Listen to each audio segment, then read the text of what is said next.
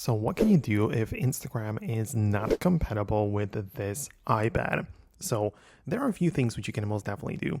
However, the best option would be to open up the Safari web browser and just go to the new tab, look up Instagram.com and just sign in with your credentials. So just type in your username or email and just sign into the web version of Instagram, which is actually going to work fine. Like you can see that you're going to be able to access pretty much the same thing in here, like your profile, the stats, the reels and everything, right? So it should kind of work. If it's going to push you into the Instagram app, then obviously you just get it because, if it's available, you should be able to get it. But we are using the web version because we don't have the actual app available. What you can do in here as well is to tap on the share as you are inside of the Safari. And what you're going to do is to explore more options and click on add to home screen.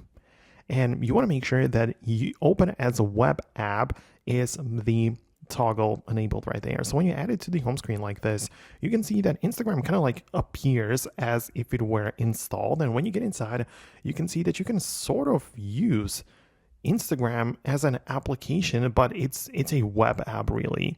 So yeah, we just added this from the Safari, but if your iPad doesn't work with the Instagram, this is how you can kind of like add it to the home screen, even though it's not officially compatible with it. So that is something which I would personally do if I was in your case.